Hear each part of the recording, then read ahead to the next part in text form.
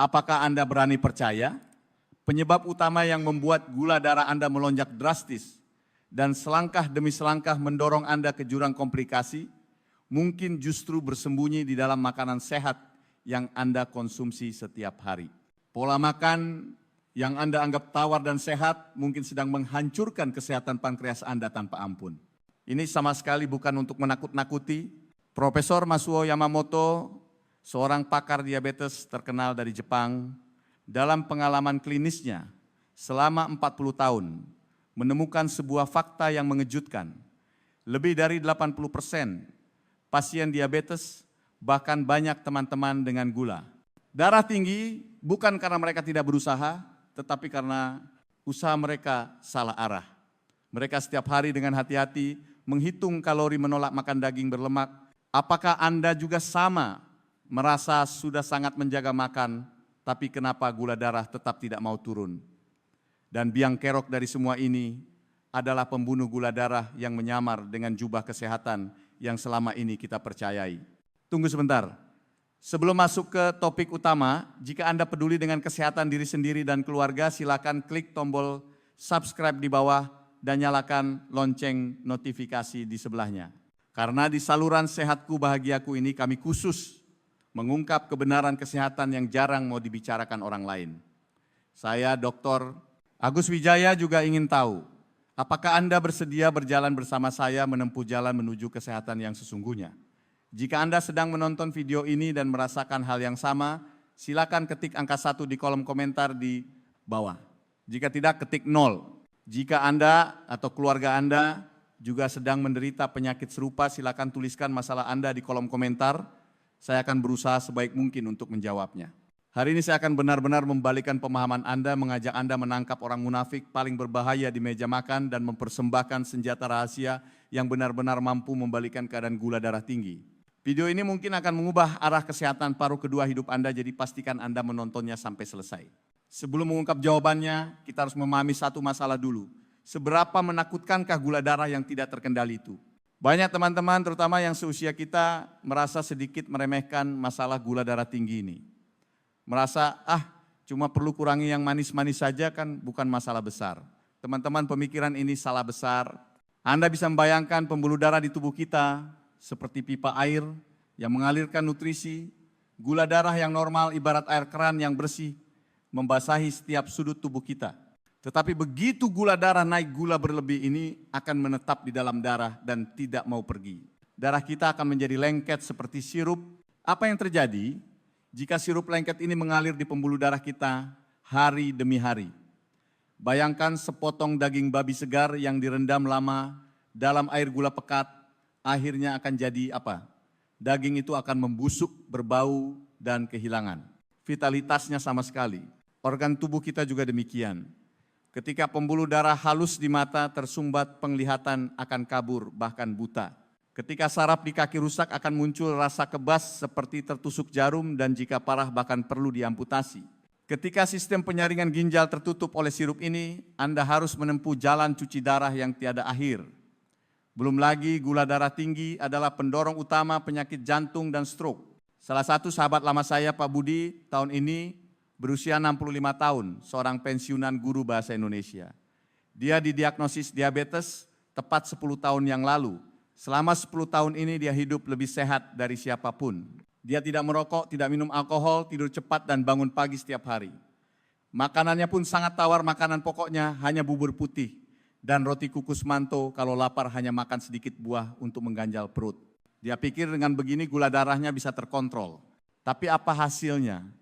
Kadar gula darahnya naik turun, tidak karuan, obat yang dimakan makin banyak tapi semangatnya makin menurun. Mulai tahun lalu dia menunjukkan tanda-tanda komplikasi yang khas, mata berkunang-kunang saat baca koran dan kedua kakinya mulai merasakan kebas yang tidak kunjung hilang. Pak Budi sangat menderita. Dia tidak habis pikir apa salah saya. Kebingungan Pak Budi saya yakin juga merupakan kebingungan banyak teman-teman di depan layar kaca. Mengapa kita makan semakin sehat tapi gula darah justru semakin sulit dikendalikan? Hari ini mari kita bersama-sama mengungkap kebenaran mengejutkan yang tersembunyi dalam kehidupan sehari-hari ini. Baiklah teman-teman, tolong fokus. Selanjutnya saya akan mengungkap 5 makanan pseudo sehat palsu yang selangkah demi selangkah menghancurkan kesehatan pankreas Anda. Kita akan mengumumkannya dengan hitung mundur, terutama nomor 1 yang hampir selalu ada di meja makan setiap keluarga Indonesia, memiliki daya rusak terbesar dan paling sering kita abaikan. Peringkat ke-5, ubi jalar yang dimasak terlalu lembek. Begitu menyebut ubi jalar mata, banyak orang langsung berbinar. Benar, ubi jalar adalah salah satu dari 10 sayuran terbaik pilihan WHO, kaya akan serat pangan dan berbagai vitamin, dijuluki makanan panjang umur. Tetapi teman-teman, ada jebakan besar di sini. Kuncinya terletak pada cara memasaknya. Mengapa ubi yang direbus sampai lembek atau bubur ubi adalah pembunuh gula darah? Di baliknya ada istilah ilmiah yang disebut gelatinisasi. Kita semua tahu ubi adalah makanan bertepung. Ketika dimasak dalam suhu tinggi waktu lama, terutama sampai jadi bubur ubi yang lembut atau ubi bakar yang manis dan legit, struktur patinya akan rusak total. Proses inilah yang disebut gelatinisasi. Pati yang sudah tergelatinisasi ini begitu masuk ke usus kita, hampir tidak perlu dicerna. Susah payah langsung bisa diurai cepat menjadi glukosa, membuat gula darah Anda melonjak seketika. Indeks glycemic GI-nya bahkan bisa lebih tinggi daripada gula pasir. Tetangga saya, Ibu Sari, adalah contoh nyatanya. Gula darahnya agak tinggi, dokter menyuruhnya menjaga makan. Dia dengar ubi itu bagus, jadi setiap pagi dia mengukus semangkuk ubi yang sangat lembek sebagai sarapan. Dalam hatinya berpikir ini pasti lebih sehat daripada makan nasi putih. Hasilnya, sebulan kemudian saat kontrol gula darahnya, bukannya turun malah naik. Dokter bertanya, lama sekali baru ketemu biang keroknya. Ibu Sari berteriak, tidak terima, dia sama sekali tidak menyangka ubi yang sehat ini ternyata adalah racun manis yang mencelakakannya. Jadi ubi itu kawan atau lawan tergantung bagaimana Anda memperlakukannya. Jika Anda ingin makan ubi, ingat, satu prinsip, makan yang keras jangan yang lembek, makan utuh jangan dihancurkan. Paling baik adalah memilih cara dikukus sampai baru matang saja masih ada tekstur kerasnya dan makanlah bersama kulitnya. Dengan begitu serat pangan bisa terjaga utuh dan sangat memperlambat laju kenaikan gula darah. Peringkat ke-4, buah-buahan manis dan buah kering. Banyak makan buah bikin badan sehat. Kalimat ini kita dengar dari kecil sampai besar. Buah kaya vitamin dan serat tentu saja barang bagus.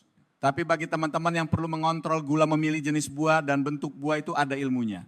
Jebakannya ada pada buah yang terlalu matang, terlalu manis, serta buah kering yang dibuat agar awet. Contohnya pisang yang sudah berbintik hitam, kematangan mangga yang manis dan besar atau anggur.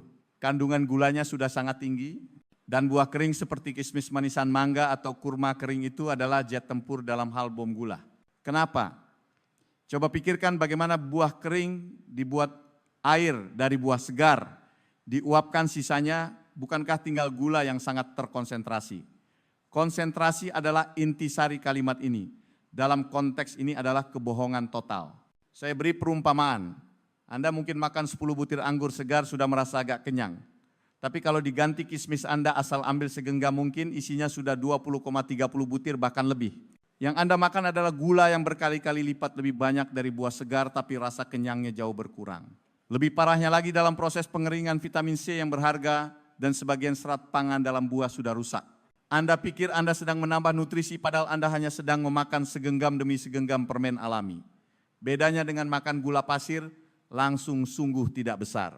Jadi teman-teman, jika ingin makan buah, ingatlah, pilihlah yang tidak terlalu matang dan tingkat kemanisannya rendah, seperti jambu biji, jambu kristal, apel, tomat, ceri, atau blueberry. Dan pastikan kontrol porsinya sehari seukuran 1 kepalan tangan sudah cukup. Adapun buah kering atau manisan sebisa mungkin jangan disentuh. Peringkat ke-3, madu dan selai buah. Banyak teman beranggapan gula pasir adalah produk industri yang tidak sehat, sedangkan madu adalah intisari alami yang dikumpulkan lebah pasti baik untuk tubuh. Maka pagi-pagi minum air ditambah sesendok madu, makan roti diolesi selai tebal-tebal, bahkan membuat kue sehat sendiri menggunakan gula merah atau gula aren untuk mengganti gula putih. Teman-teman, dengan berat hati, saya harus katakan ini hanyalah menipu diri sendiri. Alami tidak sama dengan tidak berbahaya. Alami lebih-lebih tidak sama dengan bebas gula. Mari kita lihat kandungan madu, lebih dari 80% isinya adalah gula utamanya, fruktosa dan glukosa. Penyerapan kedua gula sederhana ini dalam tubuh manusia cepatnya luar biasa. Dampaknya terhadap lonjakan gula darah sama sekali tidak lebih lembut daripada gula pasir. Dokter di Jepang pernah memperingatkan dengan keras, Bagi pasien diabetes, sesendok madu dan sesendok gula pasir tidak ada bedanya secara esensi bagi beban gula darah. Lalu selai buah yang dijual di pasaran demi rasa dan pengawetan mereka menambahkan gula dalam jumlah besar, pektin dan zat aditif. Anda pikir Anda makan buah, padahal Anda sedang makan kue gula rasa buah. Adapun gula merah atau gula aren, mereka hanyalah gula tebu yang belum dimurnikan, masih menyisakan sedikit mineral, tapi esensinya tetaplah gula. Kecepatan menaikkan gula darahnya dibandingkan gula putih hanya beda tipis, ibarat 11-12. Jika Anda benar-benar pecinta manis tapi khawatir gula darah bagaimana? Sekarang di pasaran ada pemanis alami seperti stevia atau erythritol. Mereka manis tapi hampir tidak menghasilkan kalori dan tidak terlibat dalam metabolisme gula darah manusia, jadi pilihan yang relatif aman. Tapi meskipun itu pemanis pengganti, kita harus ingat tujuannya adalah membantu kita menghentikan ketergantungan pada rasa manis, bukan untuk memanjakan diri. Peringkat ke-2, jus buah segar. Ini bisa dibilang lubang jebakan yang paling sering diinjak oleh kaum menengah dan pecinta gaya hidup sehat. Banyak orang rela keluar uang, banyak membeli blender canggih atau slow juicer setiap pagi membuat segelas jus buah segar penuh vitalitas untuk diri sendiri dan keluarga. Mengira ini adalah cara paling murni dan kelas atas untuk menambah nutrisi. Tapi kebenarannya adalah saat Anda meminum jus ini, Anda sama sekali tidak memakan hal paling berharga dari buah, yaitu serat pangan. Serat pangan ibarat tembok pertahanan di dalam buah. Ia membungkus gula, membiarkan gula dilepaskan secara perlahan dan teratur di dalam usus kita. Dengan begitu gula darah kita tidak akan melonjak tiba-tiba. Tetapi ketika Anda menggunakan pisau blender berkecepatan tinggi untuk menghancurkan buah menjadi jus, tembok pertahanan ini hancur total. Dinding sel pecah, semua gula terlepas seketika menjadi gula bebas. Saat Anda menenggak jus ini, gula bebas tanpa hambatan apapun, ini akan seperti banjir bandang yang menerjang masuk ke dalam darah Anda, memberikan hantaman dahsyat yang belum pernah terjadi sebelumnya pada sistem insulin Anda. Tubuh Anda demi menghadapi tsunami gula yang tiba-tiba ini, hanya bisa mati-matian memproduksi insulin. Lama-kelamaan, sel pankreas akan kelelahan dan rusak, akhirnya menyebabkan resistensi insulin bahkan diabetes. Ini bukan omong kosong. Bahkan WHO, Organisasi Kesehatan Dunia, secara tegas menyatakan bahwa gula bebas adalah ancaman besar bagi kesehatan manusia modern dan jus buah segar adalah zona merahnya gula bebas. Ada kasus nyata seorang wanita muda usia 30-an demi detoks dan kecantikan bersikeras minum 2 gelas besar jus buah segar setiap hari. Hasilnya, belum sampai 2 tahun dia didiagnosis, menderita perlemakan hati, fatty liver parah, dan prediabetes. Dia tidak habis pikir kenapa padahal makannya sehat. Teman-teman ingat satu kalimat, selalu pilihlah makan buah utuh bukan minum jus buah. Jika gigi Anda kurang kuat, potonglah buah menjadi kecil-kecil dan makan perlahan. Tolong simpan juicer Anda, bahayanya bagi kesehatan Anda jauh lebih besar daripada manfaatnya. Peringkat ke-1, juara nasi putih dan bubur. Teman-teman, sebelum mengungkap sang juara, Anda boleh menebak di kolom komentar siapakah pembunuh gula darah yang paling umum ini. Mari kita lihat apakah tebakan Anda benar. Baiklah, tidak perlu berteka-teki lagi. Peringkat pertama, makanan pseudo sehat yang paling merusak gula darah adalah makanan pokok yang sudah dimakan orang Indonesia selama ratusan tahun, nasi putih, bubur ayam, bubur putih, roti putih, dan bakpao. Apakah Anda kaget, merasa tidak masuk akal? Banyak orang akan bilang, saya tidak makan gula kok, saya cuma makan nasi biasa, masa bisa jadi pembunuh gula darah? Saya beritahu alasannya. Benda-benda yang kita sebut makanan pokok ini punya satu nama bersama karbohidrat olahan refined carbohydrate. Apa itu olahan? Itu berarti biji-bijian utuh seperti beras coklat atau gandum utuh telah melewati proses penggilingan berlapis-lapis, membuang kulit ari bekatul dan benih yang paling bernutrisi. Yang tersisa hanyalah bagian paling inti, yaitu endosperma atau dengan kata lain pati murni. Pati murni ini masuk ke tubuh kita, dicerna tanpa hambatan sama sekali. Mereka akan dengan kecepatan kilat 100% berubah menjadi glukosa, terutama bubur putih yang sangat disukai orang kita. Melalui proses perebusan yang lama, patinya sudah mengalami gelatinisasi tingkat tinggi. Kecepatan menaikkan gulanya lebih cepat dan lebih ganas daripada makan nasi putih biasa. Dunia medis punya kalimat klasik, bagi penderita diabetes semangkuk bubur kira-kira setara dengan semangkuk air gula. Masih ingat Pak Budi yang kita sebut di awal, dia adalah korban tipikal. Dia pikir kalau sakit harus makan yang tawar dan mudah dicerna, jadi setiap pagi tanpa absen minum semangkuk besar bubur putih dengan sedikit lauk. Dia tidak tahu bahwa bubur yang kelihatannya lembut dan ramah lambung itu justru biang kerok yang membuat gula darahnya tinggi terus. Melihat sampai sini, Anda mungkin merasa putus asa. Ubi tidak boleh sembarangan dimakan buah, harus dibatasi, bahkan nasi dan bubur jadi musuh. Lalu kita bisa makan apa? Jangan khawatir, silakan terus menonton. 5 pasukan dewa penurun gula, teman-teman jangan berkecil hati, di mana ada penyakit di situ ada penawarnya. Setelah menyumbat sumber banjir, kita harus belajar membangun bendungan yang kokoh. Berikut ini adalah 5 obat dewa di meja makan yang harus Anda ingat baik-baik di dalam hati. Oat gandum, dijuluki rajanya biji-bijian, kuncinya ada pada serat larut air bernama beta-glukan. Bayangkan beta-glukan ini seperti spons penyerap air yang super kuat. Saat masuk perut, dia membentuk gel lengket yang membungkus makanan lain, terutama karbohidrat. Akibatnya pencernaan melambat, gula dilepas perlahan ke darah. Saya menyebut oat sebagai kapsul pelepasan lambat gula darah. FDA Amerika bahkan mengakui oat bisa menstabilkan gula darah dan menurunkan kolesterol. Catatan, pilih oat utuh yang perlu dimasak, rolled oats, steel cut, bukan oat instan sachet yang penuh gula dan creamer. Pare, banyak yang tidak suka rasanya yang pahit, tapi khasiatnya sudah teruji sains. Pare mengandung polipeptida P dan charantin yang struktur dan fungsinya mirip insulin manusia. Ilmuwan menyebutnya insulin nabati. Cara terbaik memakannya adalah ditumis sebentar atau dibuat asinan acar, jangan direbus terlalu lama sampai lembek. Sedikit rasa pahit demi kesehatan, sangat sepadan. Produk kedelai tahu tempe ini harta karun, warisan leluhur. Tahu tempe sari, kedelai tawar, dan nato Jepang. Keuntungannya, indeks glikemik sangat rendah, kaya protein nabati, bikin kenyang lama, dan meningkatkan sensitivitas insulin. Khusus untuk tempe, proses fermentasinya membuatnya lebih mudah dicerna. Sayuran berdaun hijau gelap, bayam, kangkung, brokoli, sawi hijau, manfaatnya 2. Kaya serat yang jadi tukang bersih-bersih gula, dan beberapa sayur seperti brokoli mengandung sulforapane yang bisa menekan hati agar tidak memproduksi glukosa berlebih. Setiap makan wajib ada sayur hijau. Kacang-kacangan nuts, kenari, walnut, almond, kacang mete mengandung lemak baik tak jenuh yang menstabilkan gula darah dan memperlambat pengosongan lambung. Syaratnya harus yang polos original, jangan yang digoreng tepung, diasinkan atau dimadu. Dan porsinya cukup segenggam kecil, sehari sekitar 10 butir. 4 rahasia emas mengontrol gula lebih ampuh dari obat. Tahu makanannya saja belum cukup, cara makannya juga harus benar. Berikut 4 taktik jitu.